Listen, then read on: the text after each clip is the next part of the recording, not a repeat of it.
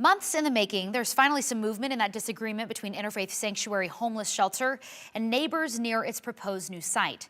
For some background, Interfaith appealed Planning and Zoning's denial in January of its conditional use permit. And when you say movement, Boise City Council's opened a week-long amount of hearings. Yeah. And Boise City Council started those appeal processes tonight.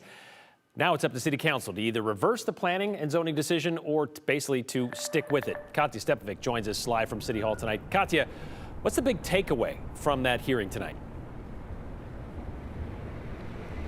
Well, Brian Morgan, it was a long hearing today, and I think the biggest takeaway is simply that this move has the potential to impact a lot of people. And Boise City Council said tonight that's something that they simply don't want to take lightly.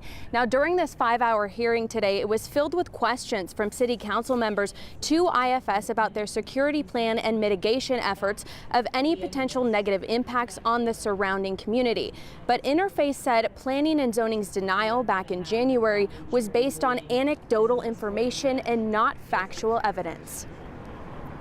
Planning and Zoning Commission felt like the absence of a security plan did not give them the information they needed to evaluate compatibility. The issue, as I understood it, wasn't there must be a security plan. It was there must be evidence that these adverse impacts will be mitigated. And the type of evidence that we would consider or look at is, for example, a security plan, and everybody focused on that.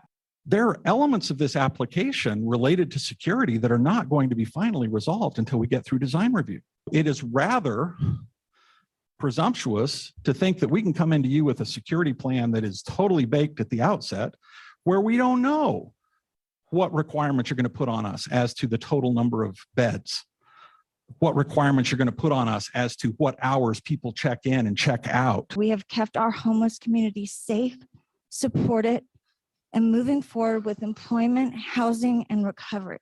We cannot go backwards and lose the solutions that were created to lift up care and services for our neighbors without homes. Thank you, Madam Mayor.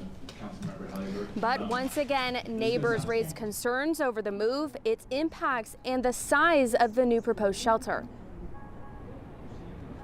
That while there's no finding on facility size, because Boise Code does not dictate facility size, the extreme intensity of use illustrated by the insufficient space per person will still create or exacerbate on and off-site impacts associated with the proposed application.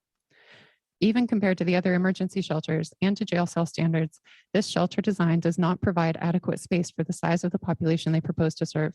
We heard from the directors of departments and from city staff a lot of unknowns, a lot of unclarity about how things would transfer from one location to another, or how one impact might be mitigated, or how one impact might impact the neighborhood as a whole. Reflected in the original staff recommendation.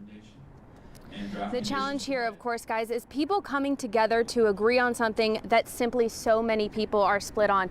And Brian Morgan, one other thing I wanted to address, a lot of questions we've received from the community is about why Interfaith purchased the building on West State Street before they had the permits to operate as a shelter. Now that question came up tonight. Interfaith said it was simply right place, right time. They were up against a lot of other buyers. It had the right zoning requirements and they pulled the trigger. Now they have that building and we'll just see what happens with the future of it. Tomorrow they will hear public testimony right behind me starting at 10 o'clock in the morning, guys.